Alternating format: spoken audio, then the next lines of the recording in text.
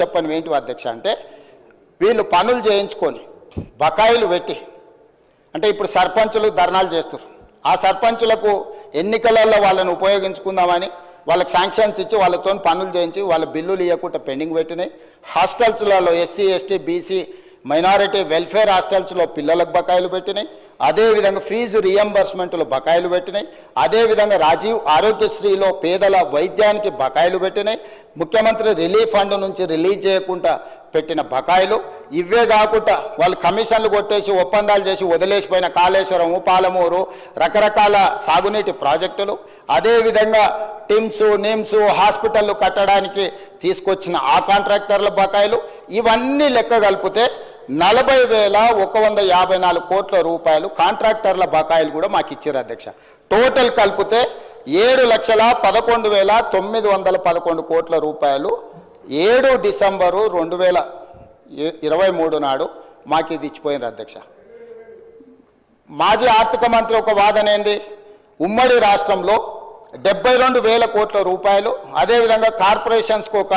11,000 కోట్ల రూపాయలు కౌంటర్ గ్యారెంటీలు ఉన్నాయి ఈ 83,000 కోట్లు 84,000 కోట్లు మా ఖాతాలో రాయొద్దు అన్నాడు అదే చెప్తా అది కూడా చెప్తా అది కూడా చెప్తా అధ్యక్ష అట్లాంటి మాట్లాడతారనే వాటిని కూడా తీసుకొని వచ్చిన అధ్యక్ష ఇంకా కూడా అబద్ధాలు చెప్పాలని ఎందుకు ప్రయత్నం చేస్తుండో నాకు అర్థమైతలేదు సో అధ్యక్ష మేమేమన్నాము మేము అధికారంలోకి వచ్చే నాటికి ఉమ్మడి రాష్ట్రంలో దాదాపుగా 58 సంవత్సరాలు 15-16 మంది ముఖ్యమంత్రులు ఇంతకుముందు మా జూపల్లి గారు చెప్పినట్టు వాళ్ళందరూ కలిసి 60 సంవత్సరాలు దాదాపుగా పరిపాలన చేసి 16 మంది ముఖ్యమంత్రులు కలిసి చేసిన అప్పు 72,000 కోట్లు అయితే ఒక్క వ్యక్తి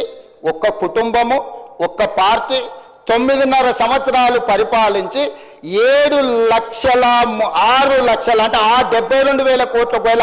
ఈ 7,11,000 కోట్ల నుంచి ఆ 72,000 కోట్లు తీసేస్తే కూడా అధ్యక్ష 6,40,000 కోట్ల రూపాయలు వీళ్ళు అప్పులు తీసుకొచ్చారు అధ్యక్ష ఇంకా సిగ్గు లేకుంటే మాట్లాడతారేంటి అధ్యక్ష అంటే ఒక్క వ్యక్తి ఒక్క కుటుంబము ఒక్క పార్టీ 9.5 సంవత్సరాలు పరిపాలించడానికి అవకాశం ఇస్తే 6,30,000 కోట్ల రూపాయల అప్పు వాళ్ళు చేస్తే కాంగ్రెస్ పార్టీ పరిపాలించిన 60 ఏళ్ళు తెలుగుదేశం కూడా మా ఖాతాలనే కలిపితే 16 మంది ముఖ్యమంత్రులు కలిసి చేసిన అప్పు ఎంత అధ్యక్ష 72,000 కోట్లు 72,000 కోట్ల అప్పుల్లో మేము నిర్మించిన నిర్మాణాలు ఏంటి అధ్యక్ష నాగార్జున సాగరు శ్రీశైలము భీమా నెట్టంపాడు కోయిల్ సాగరు కల్వకుర్తి శ్రీరామ్ సాగరు జూరాల మన దేవాదుల ఎత్తిపోతల అదేవిధంగా ఎల్లంపల్లి శ్రీపాద ప్రాణహిత చేవెళ్లలో అప్పటికే 10-12,000 కోట్ల రూపాయలు ఖర్చు పెట్టి ఇవే కాకుండా హైదరాబాద్కు గోదావరి కృష్ణానది జలాలు ఔటర్ రింగ్ రోడ్డు అంతర్జాతీయ ఎయిర్పోర్టు మెట్రో రైలు ఐటీ కంపెనీలు ఇట్లా ప్రపంచానికి ఆదర్శంగా నిలబడే విధంగా విశ్వనగరంగా హైదరాబాదును మేము అభివృద్ధి చేసినాం అధ్యక్ష